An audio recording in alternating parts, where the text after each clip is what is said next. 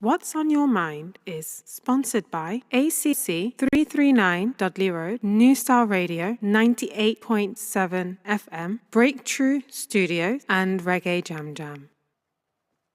Good afternoon, guys. How you doing? Welcome to another program in the series of What's on Your Mind. Program is produced by Breakthrough TV, and I am Carl. Let me say welcome, welcome, welcome. Good afternoon.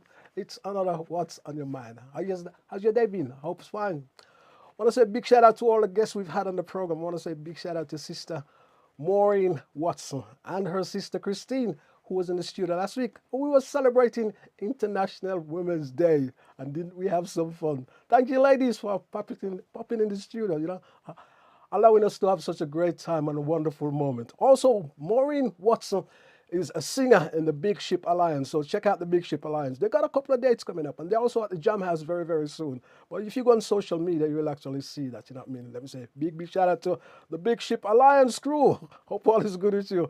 Also want to say a big shout out to Hector, how you doing? Sister Olive Brand, how you doing? Marcia Anderson, how you doing? Let me say good afternoon. Thank you for tuning into the program. All you guys who actually tune into the program, let me say big shout out. Girline, how you doing? Big shout out to American Connection, my African Connection, my Jamaican Connection, my Birmingham Connection. How you doing? Hope all is well with you. Let me say thank you for tuning in. Don't forget, guys, you can like, share, and subscribe to the program. This is a live stream, and if you see anything funny, it is a live stream. Now, talking about seeing anything funny, I must do this. Now, last week, I was actually paying respect. We was talking about B.B. Seaton, the great B.B. Seaton.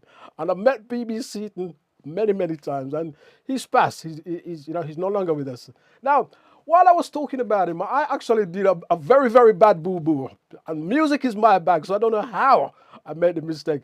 Now, I actually said B.B. Seaton was a member of the Gladiators. No. He was a member of the Gay Lads. I don't know how the Gladiators get into my mouth instead of the Gay Lads. So I must apologize big time for that. I felt such a fool. Absolutely. I say, and the Gladiators is a roots and culture band from the 70s. I haven't played a tune for them for many years. So how the Gladiators come into it, I don't know. From the Gay Lads, the Gay Lads was an original Jamaican, absolutely, from the ska rock steady days into the reggae days, absolutely fantastic. So my apologies. As I say, this is a live stream, so that's how it goes sometimes with live situation. My guest in the studio is actually an artist. He's done so many things over the years, and he's got a wonderful exhibition. We're going to talk about it a bit later on. His name is Rodix Bailey. Welcome to the program, Rob. Thank you. How you doing? I'm doing fine. How are you? I'm not too bad. Apart from making those boo-boos. Yeah, Gladiators is Jaworks, isn't it? That's one of their favorite tunes. Jaworks, the Gladiators. Yeah. As I said, I mean, the funny thing, nobody says anything. Yeah. And I thought, why do you say that? Because I know BBC very well. And I know the history of BBC. I met BBC. I talked to BBC. Yeah. How did that come out of your mouth?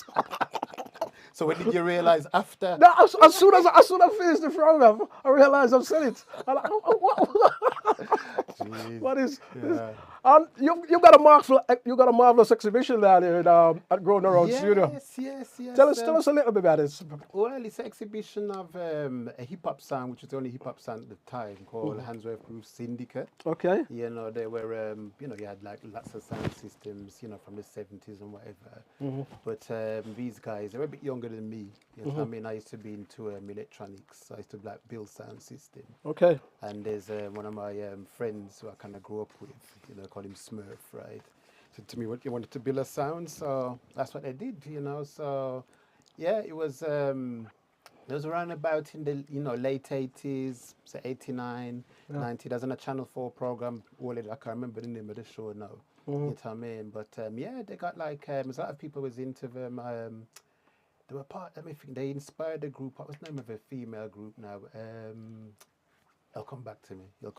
But there was, let me think how much members were there. You had Intruder, it was a DJ. I had another one called Too Rough. It was a mixer. The actual guy who founded it called him Smurf Harambe. Yeah. Who also was on PCRL, like people living at the time, as a DJ called Daddy Raw. So he used to play a lot of like inspirational tapes, Farrakhan, Malcolm X, a lot of his speeches, and that. So yeah, that was it. So basically, Smurf, the guy who founded it, he was into photography, meaning kind of started the same time. We used to go to a club called Wide Angle, where we used to develop the pictures and everything. Okay. And when I used to go and I used to take anything that moved. You know what I mean? Serious? Ants, leaf. You know what I mean? So that's that much in photography, yeah. If it moves, take it. If it move, snap. If it don't, yeah. So yeah, but we used to black and white. We used to go and develop them. So Yeah. and then I had after that I had a dark room, in my house. You know what I mean? But when my daughter got to a certain age, I want my bedroom, so take you him have in to there. do Yeah. that. So Great, fast. so yeah. Great, we're going to talk about that a little bit later on. We also came down to the Grosvenor Road studio and we did some wonderful clips. So we're going to show you a bit of those clips, and then all of the clips or the whole program that we did at Grosvenor Road studio will be in a different program. It will upload actually tonight, and that will go out without this interview that we're actually doing here. So what we've actually got 2 programs actually going out tonight. So don't forget to like, share, and subscribe to the program. As you know, I always look at a couple of things that's happening in the news, the headlines across the world. Now, in Jamaica, Caribbean officials and the United States Secretary of State, Anthony Blinken, on Monday meet for a high-level discussion about Haiti. In Haiti's gone into devastation. You know what I mean? You cannot get into the airport in Haiti. The docks are blocked. You can't get into the block. The current prime minister of Haiti, he actually was out of the country, and he actually tried to get back into the country, and he wasn't allowed to land in the country. So he asked to be taken into Dominican Republic, which is the other side. They refused him to go into Dominican Republic. He's now stuck in Puerto Rico. He's actually also resigned, you know what I mean? And they say there's been rioting in Haiti, there's been violence in Haiti, there's been attacks on women, and there's been gangs actually literally running the country, you know what I mean? So that's why the Caribbean leaders and the United States Secretary General actually went down there to see if they can sort things out and if they can get some things. But there's been trouble in Haiti for many, many years, you know what I mean? And there's some things you can't say online. I can't say it in this program, you know what I mean? Which we saw, some of us start to understand what is actually going on. So we can't actually say what is actually going on. What do you think about Haiti? I haven't really been following too much, but I think a lot of these, post-colonial countries have problems. You know what I'm saying? People don't think back and look, well, it's not that long ago slavery, in them generational terms. And I think the legacy of slavery, I think a lot of it is, I know Haiti's French, isn't it? It's a French colony. So that's the way I think about it. I think people need to look at that. The old Hispaniola thing, eh? We go back to the days of when it was one country. I mean, you think of Jamaica, you know what I mean? It's a Spanish name, isn't it? Zamaka, land of wood and water. That's right, yeah. Yeah, and it changed from Spanish to English, back to Spanish again. So, there's a lot in the, I think, a lot of troubles. If you think like the crime rate in Jamaica, I'd say compared to somewhere like Ghana, it's a lot less in Ghana, yet it's with the same people. Yeah, you know what I mean? Exactly. But the only difference is, I suppose, Ghana hasn't been through slavery. They've been through colonization, obviously. Yeah. But that's what I look at it. So I wouldn't look too much in just the people. You have to look in the actual legacy. Yeah. Where the place is coming Totally.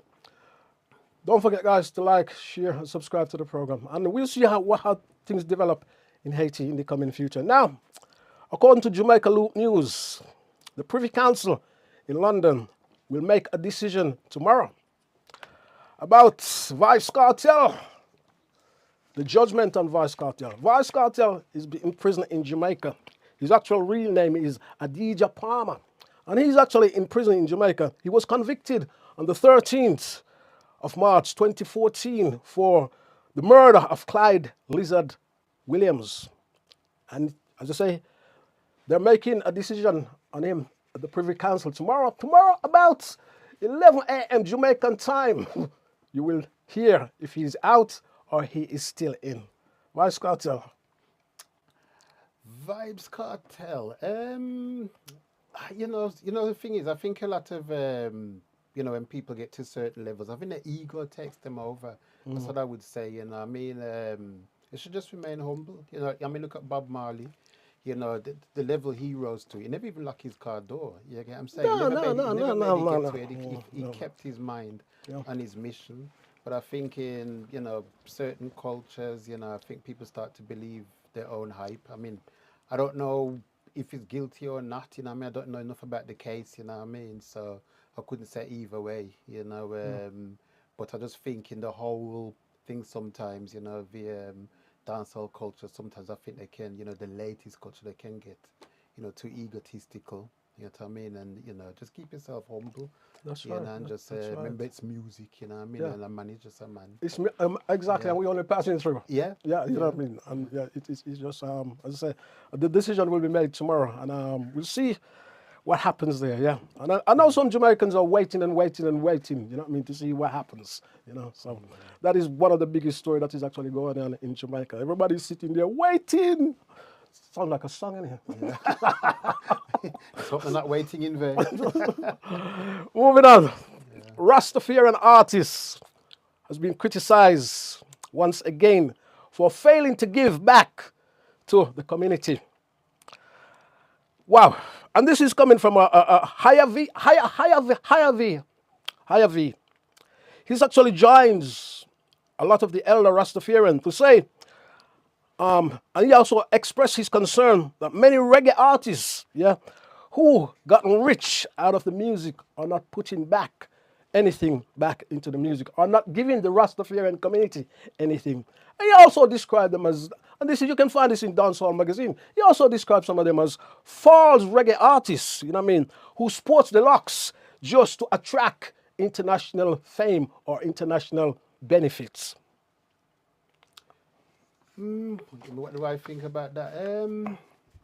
I don't know. I mean, we live in a capitalist, society. So, if you think in the time of Bob Marley, when Bob Marley was everybody, there were so many Rastas about, you get what I'm saying? Yeah. But how many of them really believed in the faith, you know what I mean? You think the rise of dancehall, they got more dancehall artists, so I think money comes into it anyway. But it's always as, if you look at a lot of them original artists, like from Studio One Days, what did they complain about? Or Coxsone ripping them off, not paying them money. I remember even Sugar Minott did done a record, didn't he? Yeah. You know what I mean? Penny for my song, so. Yeah, so that's the problem. I think, greed, and people not coming together. And I say, well, a lot of these elder Rastafarians are like saying, you know what I mean? Well, you've used a genre, you know what I mean, of making yourself rich, you know what I mean? Put back something in the community or help the kids Are out. they rich though, really? I don't know if they, they might have made money, but I don't know if they're actually rich, Yeah, but you could say, I agree with that, but you could say they're rich to some other people's standards who's down there. Yeah. You know what I mean? That's what I'm saying. Yeah. I mean, you're rich comparing to some other people's standards. I'm rich comparing to some other people's standards. You can always give a little back, you know what I mean? If you're getting change, you can always give. Yeah. If you're getting it depends. It depends again, doesn't it? Because I think I hate to say it, but I think in a lot of parts, like in Jamaica, it's a begging culture. You get what I'm saying? Even like some of my family in Jamaica, what you have for me? You get what I'm saying? And back in the day, it used to be more of a two-way thing, where like you'd have your relatives send like even a cake for you, but now it's just like, oh, you're in foreign, you're rich. You get what I'm saying? And this is sometimes a thing. So I think to me it's more about organisation. If we organise, put together, like we used to do partners, didn't we? And it's a little bit every mickle make a muckle, so they say, organise and put together instead of somebody just giving somebody something and supporting them, and they're not actually building a structure. That's right. That is actually that is a very good point. I quite like that concept of what you're actually saying there, which is actually marvelous. Yeah. Don't forget, guys, you can leave your comment in the box. You can always leave your comment in the box. We're big enough to take it. Yeah, we are big enough to take it. Because remember, we're only just passing through, so we're not going to fight about it with anybody. So whatever goes on, we'll take it. And if we can improve upon it, we'll improve upon it. But we'll just take it, yes? And that's how life is, yeah? Don't forget to like, share, and subscribe to the program. Now, a very, very interesting story that's been breaking this week. It concerns Diane Abbott. Now, the Conservative Party, one of the biggest donors, has told colleagues that looking at Diane Abbott makes you want to hate all black women. Allegedly, he actually said. And he said she should be shot. Frank Hester, who has given 10 million in the past year to the Conservative Party, has actually said this, allegedly. Now, yesterday, when the story broke, there was a lot of if and buts about the story. Is it racism? Is it sexism? One lord. I was watching this program, LBC program in London, James O'Brien, and I was watching his program a little bit, and he was discussing this, and one lord actually phoned him up and says, oh, this is not racism because this man who actually allegedly said this about Diane Abbott, is a millionaire, and he's got industries all over the world. He goes to the Caribbean, and he helps Asia, and he does a lot of business in Asia, so he can't be a racist. But we've heard that before. The classic example of that, if you're about the same age as me, the classic example, I'm coming to you in a bit, Rob. The classic example of that is, we've got this club, but we're not going to let you in. We're not racist because we've got somebody of color on the door. Does that make any sense here? Or back in the day, in the 80s, when you go to a nightclub in the UK and they don't want to let you in because most of the Caucasian was most of the people that was in that club was Caucasian. And if you wanted to go in that club, you couldn't get in that club because of the racist policy there. I know Pollyannas, Liberties, those are two clubs. They're no longer in Birmingham, but those are two clubs I can actually call it that was like this. And if you go on the door to try and get in this club, the first thing they say to you, oh, we're not racist, I'll tell you we're not racist. And even when people complain about it, they say, no, we're not racist because we've got a person of color on the door. The doorman was of color, so we can't be racist. So that was actually saying. So a lot of people was actually saying, is this man racist or is not racist? And I say, the Prime Minister, Kwesi Kwarteng, the former Kwesi Kwarteng, yes, his name is always hard to get around. Kwesi Kwarteng has actually said it was racist, and another MP in Richie Sunak government actually said it was racist before the Prime Minister finally says it was racist, and he did wrong. He was dilly-dallying and dilly-dallying, So Diana Abbott has said it actually caused fear within her. She actually makes her frightened because she travels, she travels in public and she travels to go to work. And in a time when there's quite a few MPs that actually been assaulted or even killed, you know what I mean? Yeah. It makes her very, very fearful of people saying things like that, you know what I mean? So, and she has actually complained to the police, and we'll see if the police actually takes any actions against this. Well, I just had to laugh when all you can do is laugh. When a man's talking about he's got, lots of businesses in the Caribbean and whatever, would he be there if he wasn't making any money from it? Exactly. Yeah, exactly. So did the British slavers who, transported people from Africa. Exactly. You know what I mean? Yeah. You had a lot of businesses. You had the East India Company. Yes. You know what I mean? Was another company that profited from, the slave trade and everything. A lot of them, the Bank of England, all of them were set up in it, through so to say business, and I think the way they're all kind of brushing on the carpet. So he's made an apology. Let's all put it under the carpet. Yes, let's move on. Yeah, that's their attitude. Yeah. Let's move on. Just switch the words from what that man was saying from black to Jewish.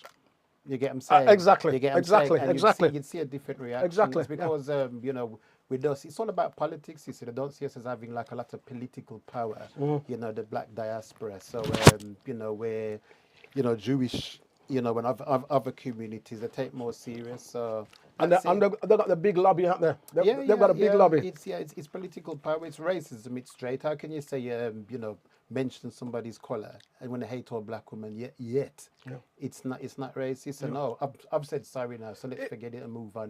Let's keep the 10 million what I've given to the Conservative Party. It's racist and it's sexist as well. Totally. Mr. Guy's misogyny, everything you can see clear, once they hate all black women, so isn't that racist, why didn't he say once they hate all women with long hair? Why does he have to call the color of her skin? Exactly. Exactly. Or some other physical thing. It's obviously a skin color and a gender. So, and you can't believe, sometimes I find it difficult to get my head around it. You can't believe things like this is still happening now. You know, I mean, Diane Abbott has been one of the longest-serving women of color in in the parliament. She's had her own struggle. Was she the first black MP? Yes, wasn't she? yes, she's the first female MP, black MP. Yeah. She's had her own struggle. She's had racism on social media. She's always struggled against it. You know what I mean? And this guy has no right to pick on Diane Abbott. She hasn't done anything. So why he jumps onto Diane Abbott? I don't know. You know what I mean? I mean, this happened in 2019, but regardless, you know what I mean? It doesn't matter. It's happening in 2019, and allegedly, and it's just coming out now of what he's actually said. But this lady hasn't done anything. So why do you find it necessary to actually having a go at this lady? You know what I mean? Well, you don't know what they say behind closed doors, isn't it? Now and then it leaks out, I suppose, you know. So, yeah, that's what I think. Yeah, that's what I think. I mean, you look at that party handled the, the Windrush, the Windrush, terrible Windrush, something saga there, you know. So, yeah. A lot of them said, it's not till they went in, some people went in the investigation in the papers and they start to come out and say, well, you told me they admit it. But sending people back who's, been there since they were 2 and 3 and 2 and 3 and 4 and 5, you know what I mean? And you notice it doesn't get the same traction as the post office scandal. And all these people was actually British citizens anyway, because they was part of the whole Commonwealth, and when you're born in the Commonwealth, the common poor. That's a good way to look at it. I've never heard that one before. It's a common poor. I've never heard that one before. Yeah, it's a common. That's the way I look at it, man. Commonwealth. Yeah. So we all was our passports anyway. You know what I mean? Was all British citizens. Yeah, I think the Commonwealth is just something when Britain lost America as a colony. Yeah. They still needed someone to feed into, like this the main metropole, which is here. So yeah. And they're still, if you think they're still, order of the British Empire, they still haven't abolished those, those gifts to people and everything. You mean the OB and the CCC and the EE and the FFF and whatever. British Empire is always. And you know what? I saw something the other day, and I couldn't believe it. I'm not gonna say what it is, but I couldn't believe it. And there's a well-known person who actually weds and take an OBE. And I can't believe it. I can't believe it. I mean, it's not like you Benjamin Zephaniah, who refuse it. I can't believe this man. He actually takes it. This actual person that actually takes it. Well, I rest my case. Don't forget, you can leave your comments in the box. Yeah, I'm in that mood this afternoon. And when I'm in that mood, I'm in that mood. Right, guys, now let me make it a bit lighter. Because, Grammy winning artist, Lauryn Hill, triumph return to Jamaica. Yes, performing at a wonderful event. She's returned to Jamaica after more than 10 years.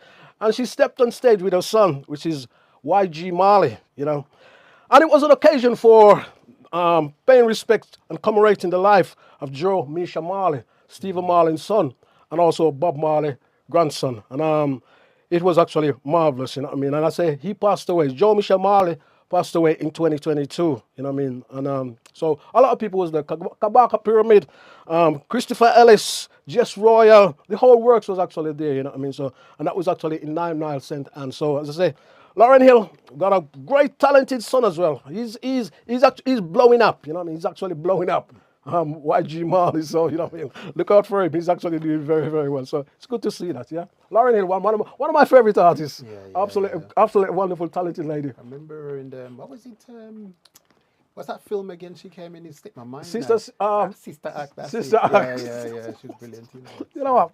I saw the film once, and I never watched it again. I just don't know why.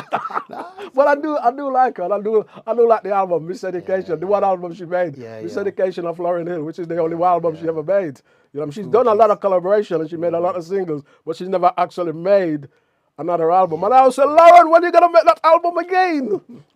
Wonderful artist. Mum in it became a mum, I suppose. Sometimes it's just hard, isn't it? I suppose to do both, probably. So. When she actually broke, she actually was absolutely fantastic. There wasn't. It's like all these very, very talented artists you see. When they actually break, you thought, wow. Yeah. You know what I mean? And they some of them go on forever, and then some of them just, they don't go on for. And what it is, they you needed more. You needed more. You know what I mean? But she can still come back, you know, because Yeah. I No, I'm mean, not saying that. yeah. It's like no, no, I'm not, of course she's got. When you got that talent, nothing can stop you. Yeah, there's a saying in there, what is it? Classes permanent, form is temporary, and she was in a class by herself, weren't she? You know? Exactly, Yes. exactly. In a club of all around. Yeah, That's yeah, the yeah. easiest way I can remember it. In a club of all around. Yeah, absolutely marvelous. So Rob, right. Yes. So we've moved on, Yeah. and you've got this wonderful exhibition down there at the Grosvenor Road Studio. Tell us about this exhibition. Yeah, as I said, it's an exhibition of hip hop sound. You know, some pictures I took back in what year? It'd been 1989. You know, which is like kind of blow up year for hip hop. You know what I mean? If you think of tunes like Public Enemy's "Fight the Power," you know what I mean? By the power. Yeah, the first word in there is 1989. Oh, 1989 is somewhere, another number, you know. So, yeah, so all around that age, that time, it was that generation, you know, basically, trying to find themselves consciousness, you know, conscious tip. And in my generation, it was more like Rastafarianism, you get what I'm saying, from, you know, the first generation coming here.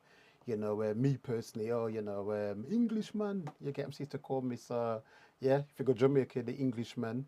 You come to England, you're the Jamaican. So If you go to Jamaica, you're a foreigner. yeah, you're foreign. That's it. Yeah, yeah. So you know, so I think people from that we used to sit down and reason, and I think you know, the generation that come after us, there's more like into hip hop, so there's listening to like Malcolm X, Farrakhan. So that's what I kind of captured, you know, the sound system from that time. You see, so when I was into the photography, so I actually started photography as a hobby back in about 86, you know, with my brethren, as I said, Smurf, Harambe, you know, we used to take like pictures together, go to the clubs, develop whatever, develop the pictures. So I used to take everything that moved, you know, snapped. I used to walk with the camera, you know, all the Handsworth Park, you know, so yeah. So when he said he wanted to build a sound, you know, we, you know, I think where did the first place they came together? They came together as a crew back in a pub called Bellevue Pub. So some of the pictures I took there as well. Yeah, that's in front of the 8th Street. Yes, Icknield Port Road. Port Road, yeah. Icknield Not far Port from Road. Edgbaston Reservoir. That's it, yeah. Lady used a proprietor called Pearlie Neal at the time, used to be there. And so we used to go to practice there and stuff, you know. So yeah. So I mean, they played in Handsworth Park. I think they played on a song called Crystal Force, if I'm not mistaken. You know, so they were on a Channel 4 film. Played in Wallis Lawler as well, and used to play in Villacross. I can't remember the name of the place now in Villacross. It would have been on what's the name of the road called again? I slipped my mind now, but it's around there anyway, where Black Cat used to be. Yeah. I know where Black Cat was. Yeah. Black Cat. There was also a photograph shop there. You remember that photograph right down in the middle of Lazar Road? Is that where we're talking? You know, there was a big photograph shop. The very first time I came to the UK, yeah. that was the first place I had my photo taken. Oh, I see that those photos. There used to be lots of those cool. I think it comes right around where Archibald Road, right in Yeah. front where you come onto Lancel Road, where Archibald Road. There was a big, it became the night spot later on. Yes. It became the night spot. Yeah. Because I mean, I started working in it would have been 1996, you know, as a professional photographer for a company, it's an Australian company. They call themselves Portrait Express. Okay. You know, so I used to work up and down the UK. And how did you find that? Yeah, it was interesting, you know, working with different people. Because I mean, one Saturday I'd be in probably Liverpool, taking people, you know what I mean. Next I was in like Southend and Sea. So I like the challenge, you know. So yeah, meeting different people. What about the traveling? I love the traveling. You get what I'm saying, you know. To travel is better than to arrive. So yes, I love the traveling at the time. You know, I mean, I don't know about now. You know, it used to be like 2 hours away and everything. They set up this mobile studio. Then I left. I was with them for about a year because it's a commission-only job. So if you never sold, you never eat, basically. So I left them and I joined a company called Photo Corporation UK, but they were called Parasol at the time, and they changed it into Pixie Photo. So I used to take pictures of children in boots, mother care, you know, Tesco, Debenhams, which isn't there anymore. So yes, I was known as a Pixie man. I'd go places. Oh, you took my kids, you know, picture lady earlier, didn't you? And I'm thinking, I can't even go nowhere. Everybody recognised me. So Anywhere there's a Boots, I used to be there. Perry Oh, Bar, you did that. So Wolverhampton. you would have been in the old, you would have been in the old Perry Bar Center. Perry Bar Centre, yeah, Palisades, Manda Centre, Wolverhampton, everywhere. I done the whole of Wales, so like, Ruthin, Aberystwyth, Cumbran, all of them I used to like photograph every week or somewhere different, you see, so. So what about, well, your photograph, what about, let's go to, when was it? Has to be about the 80s. What about Yeah. the 80s, like some of the riots that was going around? The riots, I was how was that? wise enough to keep away. No, I wasn't around when the right. You wasn't around? Yeah, I knew what was going on, but I knew what was going on. yeah. Just kept myself out of it, So yeah, just kept myself out of it. I know some people were there because I know some of my friends, who happened to be in the wrong place in the wrong time. I got snatched. And, when I mentioned that, I was mentioning, did you get any snaps or anything like that around it? That's where I'm going with that. No, I can't remember what year was the riots again, because I started. It's around about 86 I started photography, Okay. properly, what I mean? When I bought like Nikon camera, I think it was FM10 or something like that. And then I got something called, which was basically you had to focus yourself, wind it on yourself. There's none of this autofocus stuff like you got now, so it's proper. And there's nothing like click and look at the back of a screen, you know what I mean? If it's like, take a picture sometime as wound down, you think, yeah, take another pictures when you open it up. The film's still in there and there's nothing on it, so you have to know what you're doing. So yeah. And you enjoy it? Yeah, because I'm a creative, you see, so the whole creative process, it's like you get an idea in your head, you see a picture in your head and you're thinking, yeah, how do I get this from here to here, so it's same like, electronics, because I started life as an electronic engineer. People think, oh, what's the connection between electronics and photography? It's two different things. Two different fields. But it's not really, because, you see, as a design engineer, I've had an idea for my head, a preamp, and I want it to have like, a certain frequency, like, okay, 50 hertz boost frequency. So I've got it in my head how I want it to sound. So you got to get it out of here. So it's still a creative process, you see, so it's a process, imagining it, you know what I mean, going through the trials and tribulations to make it work, and then seeing the actual physical thing is a reward there. So you would have been coming from the dark room of where they of exposure in the dark room, that sort of background. Yeah. So I spent like days in dark room. Come out, like Dracula can't see. Oh, it's daylight and everything. So yeah. So I spent. With dark rooms, you could use a red light anyway. That's because the black and white film wasn't sensitive that's right. to red light. I had a friend. He's actually a fantastic musician. Yeah. He doesn't live in England anymore. And what he used to do that, and I used to go around with him, and you know what I mean. I was the carrier. I carry all the things, I carry all the stuff like. And what we did in the early days, we photographed a lot of bands in Birmingham. We photographed things like Duran Duran. We photographed Slade. We photographed a lot. You know the mistake we made. You didn't keep them. Thank you. We gave them back the negative. Oh, jeez. Well, saying that, and somebody everything's actually got destroyed as well. You know what I mean? You see. That's one thing I kept all my negatives. I remember big trunk. Yeah. You know what I mean? And it was my friend Allah Brown, because we was part of like this artist network, and I just mentioned to her, I wouldn't mind doing an exhibition, you know what I mean? And she's seen these photos. It was negatives. It was in my loft, to be honest. It was up there for about, how long would it have been up there? Well, 30 years. I had them like tucked away. Wow. So when she seen them, said, Rob, you've got to do something. It's going to blow up, you know what I mean? So, and everything she said come to pass, really pushed for it. So, yeah. So, I went, obviously it was negative. So I had to I got a special lens. We call it macro lens, which is like, your focus close up. You know what I mean? I got like LED bed, to shine through the negatives. You know what I mean? And then scan them into the computer. And then you got a program called, you got Photoshop, I use Lightroom, and then to, just process them through there and everything. So each and every one of those individual negatives, I took them and remastered them. So took a time and then print them up myself because, all the photos in the exhibition, I printed them myself, you see. So instead of sending them off to like a studio. And that. Very, So, very talented. yeah, Very, yeah. very, very, very Well, talented. there's a will, there's a way. Yeah. You know, that's And you that's talk it. about this syndicates. Who's in the syndicate? Away from Allah, Oh, because I met Allah. okay. Allah. The Handsworth Groove Yeah, they Syndicate. have You that had syndicate. Intruder, some call it Intruder. Intruder. Yeah, Intruder. You had Smurf, aka Rambi. We got some. Let's I have a can show look. you a picture. Let's have a look at Let's have some a of those look. photos. Yeah. You've actually bought. You've All actually right. bought some photographies. I don't know if you can see here. Yeah. All right. So this is. Let me come going backwards in. All right. Yeah. This is Intruder. Yeah. Intruder. Yeah. Okay. This is Mikey Menek. He drives the buses now. You know, I think he drives the 101. This is the founder, Smurf. You know what I mean? Yeah. You might know him. His sister's good in the community as well. Children of the Sun. Yeah. Oh, Marcia and Nissan. Big that's shout out their to you, brother, yeah. Marcia. So we're all from Erdington people. Okay. Yeah, he's a mixer. You know what I mean? This is too rough.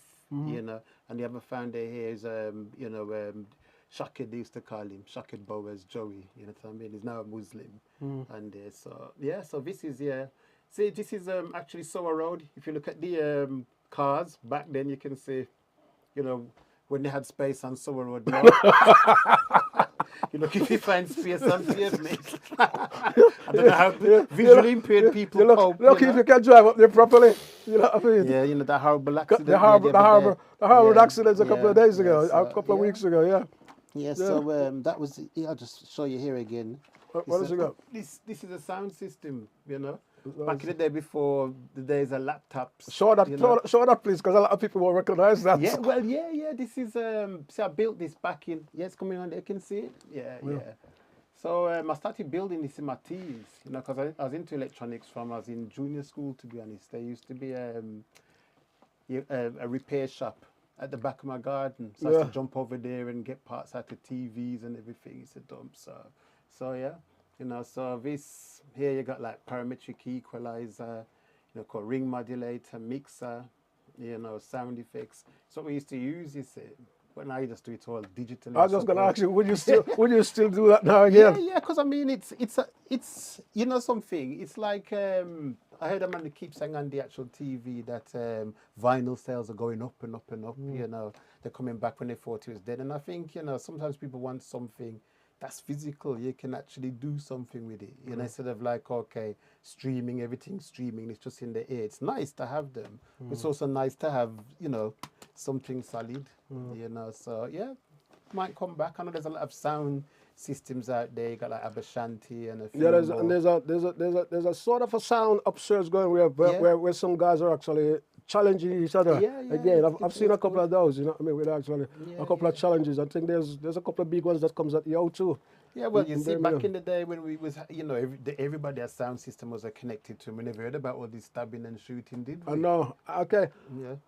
I know. Before I get into that, but would you say though, and I'm not being disrespectful to anyone, would you say a lot of the people who still operate in sound are not so much younger people, but the more senior people? One, the interesting thing is, are they getting the younger people to be involved? That is my big question. Because you know, young people, they've gone to something different, and there's a lot of things there to tempt them. So are the senior citizens still hanging on to this instead of showing the younger people this art? I agree with you 100%. I think it's it's a problem in our community. It's legacy. We don't pass things down because we don't value them.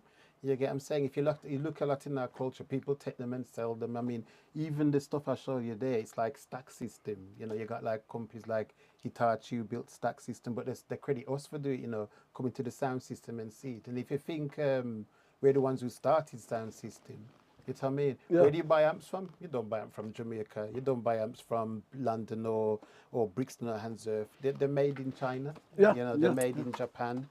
You know, because we didn't really value that side of us. You know, so I remember back in, you know, when I was into sound system. You know, I remember going to a shop. Yeah. You know, asking for a 300-watt amplifier, and the man looked at us. 300-watt amplifier? There's no such thing as a 300-watt amplifier. And then, you know, we used to get like 18 inches, you know, and, you know, it used to say on the 18-inch boxes, I mean, it was £10 them days in the 70s. And it was like, it said for fairgrounds and auditoriums. So the people used to look on us like, what are you going to do with these speaker 18-inch, you know what I mean? Now, 18-inch, 15-inch, it's standard, for sound systems and PAs and everything. But it's also actually started to use them, in that way, invented. But again, we never actually we never thought, this is something we need to invest in. So And I have to ask this question now. What would you say? How do you encourage those who peer? I'm not pointing on I'm not pointing on anyone. Yeah. How would you say to sort of encourage the young people to sort of get more involved in this? You know what I mean? Because me now pass it on to nobody. Me I have it till me dead.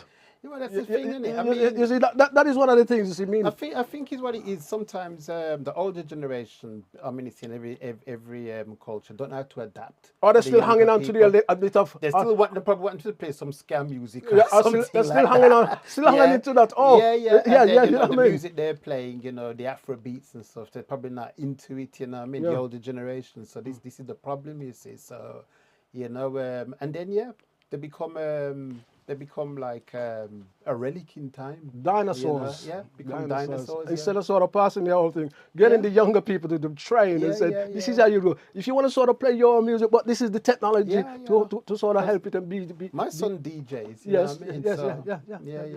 DJ man like Mars, he's been on Radio 1 Extra and everything. That's great. Encourage it, you know what I mean? But I wouldn't ask him to play ska or anything like No, that. no, you know no, what I mean? no, He's still no. interested, in my stuff, but obviously he's mixing, with the laptop and all that kind of thing. But I mean, I'm into technology, so I'd adapt technology anyway. So And I say, I'm not knocking anybody, but it as I say, it seems to be one of our countries. I see some big man out there, with some sound system, and them still going on. I'm not jealous of anybody. That's your thing, you know what I mean, or anything like that. And there's some big man out there with them. I mean, they're older than me. They're twice my age, and I'm not knocking. And they're not passing on the thing on. No, but That is something that annoys me.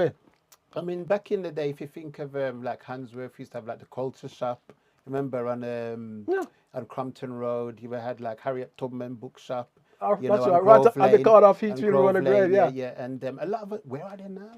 You get what I'm saying? Exactly. What's happening? And who's taking over that legacy? Yeah. You know what I mean? Support them. And it's the same thing with a lot of the businesses. All of the shops that used to sell Caribbean food is the same thing with a lot of those businesses, isn't it? We had 104, you know what I mean? 104. And I drive past there, I feel like crying. I don't know what's happening there, but all them to me. And when you pass here, all you see is a bunch of cars outside, like old cars. And those old cars, there for like centuries or ages. Yeah. I mean, that should have been like legacy. I think, the younger people should have, taken that over somehow, I mean, there should have been something in place so that, when the older generation, pass on or get too old, they pass it on, you get what I'm saying? So, and I think that should be something that is not just like, oh, I'm going to pass it on today, or, nepotism and everything. They should have a structure in place. Okay, this is the time we're going to retire, and then you're going to take over. We see loads of places like we see like a pubs like that. We see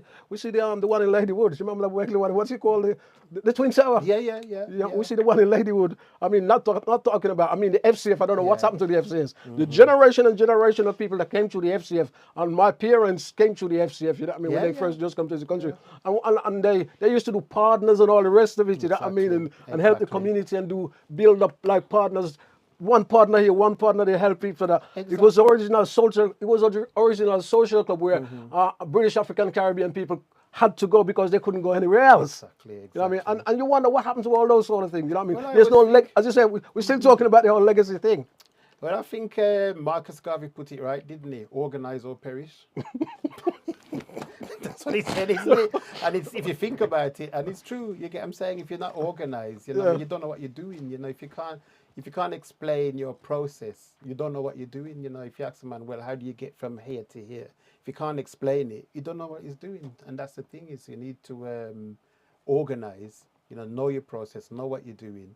And then that's it, because there's other people who will, other communities will organize properly and thinking, this is what we need, come together, so, yeah. A man with a plan, you know what I mean, can beat 1,000 men without a plan. But are some of us a bit slow on it now? Because we've been saying this for a long time. Mm-hmm. You've been saying this you hear this from you was, you hear this from you was that. I've been hearing this from me, I was, you know what I mean? Mm-hmm. We've been hearing this, and we're still saying the same thing. Yeah, I mean it's not like we don't operate in isolation, and it's a probably like interference in the black community, I think, as well. In And I regards think to what in regards to like interference, as you well, I mean, okay, if you look at example. all right, if you look at the Handsworth Carnival, for Oh, example, dear yeah, the me. Handsworth Carnival used to be the Handsworth Carnival. You know Yes, what I mean? yes, And then all in a sudden, oh, let's change it to Birmingham Carnival. yes. You know what I mean? And then they move it to Perry Bar. Yeah, I, move wa- it to Perry I went Bar. there, I went there Then once it when was once every 2 years, yeah, I went there and then once. it's no years now. So I went there once when it was a Perry Bar. Aswad was there. yeah, That was the yeah, one Aswad was there. yeah. Aswad was there. That was the one I went to in Perry Bar. And then I don't know where they move it after that. Yeah, but you see, it's up to us then to like come together and say, this is ours, we value it, this is what, to actually fight for it, you know what I mean? But we don't. You get what I'm saying? It's like, oh, someone came and took a candy out of baby's mouth and we cry and make a bit of noise from it because of lack of organization. That's what I personally believe, you Yeah, know? you're right. Yeah. We don't come together on it. We don't. It's We don't value come together. system, you know what I mean? I think a lot of us, we do, I mean, we organize like in churches and stuff, you know what I mean? But I think in the actual physical world, I think we need to do more. Yeah, You get what yeah, I'm saying? yeah, That's what yeah, I yeah. think, Because what I mean? well, I'm going to say prayer alone can't help. Yeah. Well, this is your prayer about it. You You pray about you it, then can you go pray, and do something about it. if you Yeah. pray, you still have to do something Yeah, about it. yeah. Prayer alone will not help. Yeah, yeah. So, so You know this what I is the mean? thing, you see, son. And I think again, the way a lot of us express religion is through a colonial system, because the way, we're spiritual people anyway. But I think the way religion is taught to us, you get what I'm Yeah. saying? It's like to pacify us. You get what I'm saying? Oh, turn the other cheek. And the people who are celebrated, are people like Martin Luther King, Nelson Mandela. You're not hearing about Malcolm X or Marcus Garvey, I Yeah. mean, Black Star Line, you know what I mean? Unite or perish, so we only seem to hear one side of it, and I think that's not by accident, Yeah. so yeah. Yeah. It is Yeah.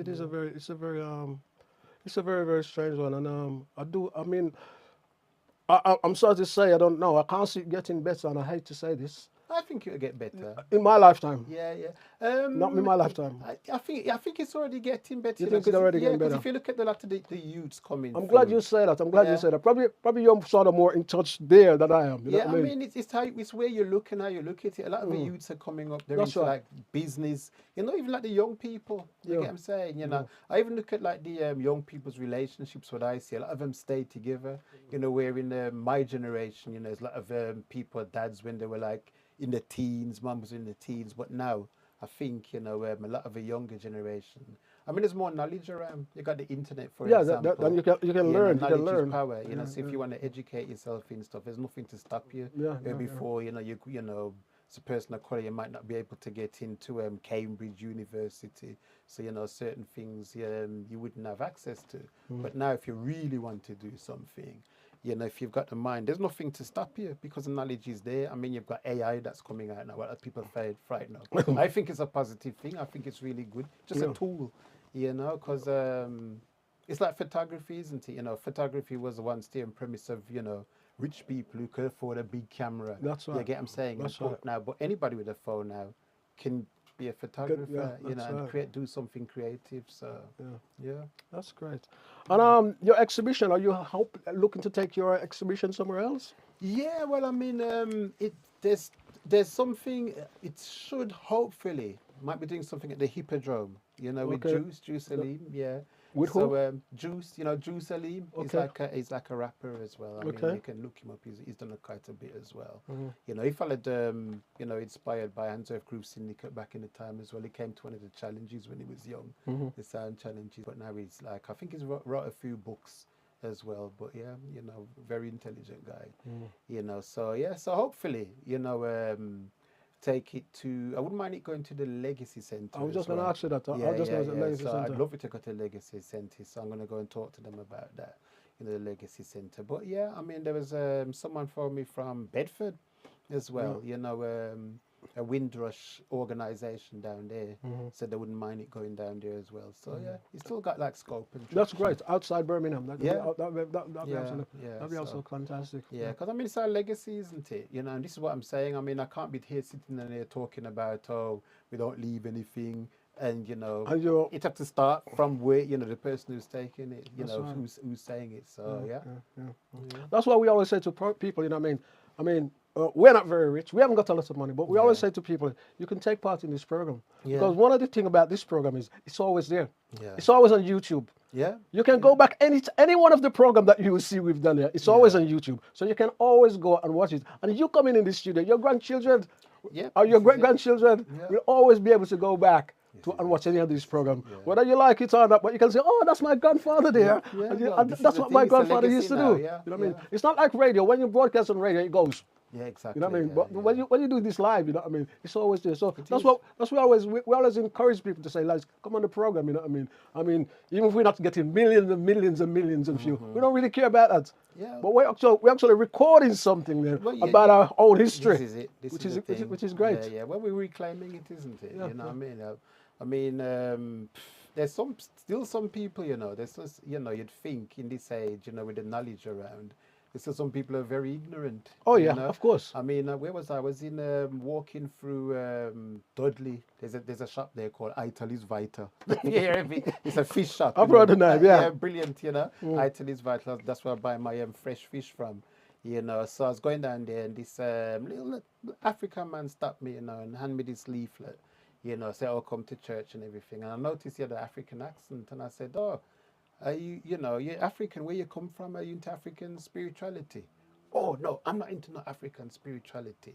Look at the state of Africa. They worship idol and devil, and you know they don't produce anything. You get what I'm saying? They don't produce anything. Stupid, You innit? get what I'm saying? And all this." And I was kind of shocked. You You know know what what I I mean? mean? I was there, you know, trying to reason with this man, you know, for how long, and you know, saying, "Oh, so." I asked him, the reason Africa's like that is because they worship. I said, "What about colonialism? Did I was colonialism?" just gonna say that. And he paused and he went back because he was just shouting Jesus at me. "Jesus will save that soul. Jesus, I'm gonna, you know, if I'm not gonna burn and this and that." And no matter what I said to this man, I could not shift his mind at all. You know, he was hell bent on that. And then he just, I think he's there, just shouted at me and walked off. You know, as I was saying to him about, because he's asking me about the Bible. I said, "I grew up in church, you know." He's asking me, "Who's the word? Who's the word? Then who's the word?" I said, "Okay, let me speak in your language. In the beginning was the word, and the word was with God.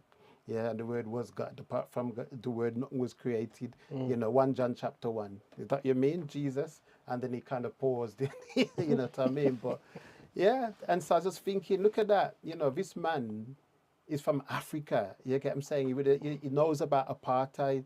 You know what I mean? Yet still, he don't care anything about that. All that matters to him, the only thing that matters is, "Oh, Jesus is going to save me." And if you don't believe in Jesus and anything you believe in African spirituality, it's all demonic and everything. And that's why the country's in the state it is. So it kind of upset me. I mean, I dreamt about it in the night. It really disturbed me deeply. I can understand Yeah. it. Rob, Yeah. the program is winding up, so Yeah. give us your details. Where can we find you? You can find me on best way is Facebook. Rob, just put in Rob Radix Bailey, and then I'll come up. I'm on all the actual social media. TikTok. You can find me like my videos on there. 'Cause I do a lot of video animations and video productions as well. So you can find me on there. Twitter. Yeah, Rob Radix. Just put out Rob there, Rodix. listen, Oh, yeah. Rob Rodix. Yeah, No, Rob yeah, Rodix. Rob yeah. Rodix. Rob Rodix. How did you get that name? Okay, well, Rodix used to be my DJ name when I used to be into sound, you know what I mean? So, yeah, I used to follow the sound. Did you- The sound did you- called Rodix. Did you know tell what me I mean? the name of your sound? The sound was called Vision, Okay. and then Audio Apex, So, I mean, it could have, I used to be, that's all I was interested in was sound system, but then I became a dad.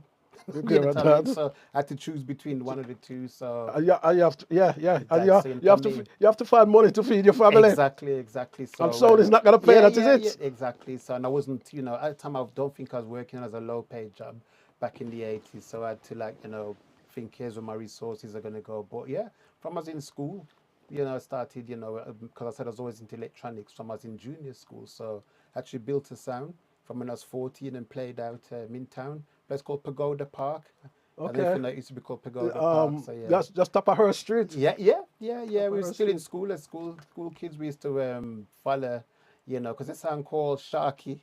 Tell me that's the first sound I heard. But Sharky used to be always playing another Erdington sound called Cyclone. Okay. Yeah, Cyclone changed the name to Meshach. Then Meshack became Love Injection. Yeah. So that's where Okay. they come from, you know what I mean? So This that's, become Love yeah, Injection. yeah. All that sign, yeah. It was a guy called Julian Tate and Winston, you know what I mean? That was used to do, run that sound.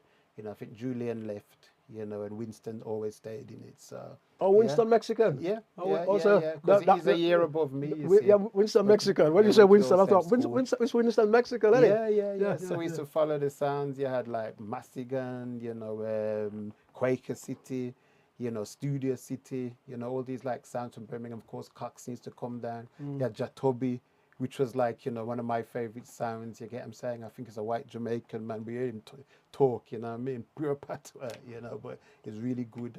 Yeah, so them sounds, Fat Man International, Jashaka, of course, Shaka. rest in peace. They all used to challenge and yeah. It was no trouble. You walk to the dance. If you're driving, somebody stop you. You want a lift? Jump in, drop you home. You get what I'm saying? Yeah. That wouldn't happen nowadays. So. Famous people you photograph.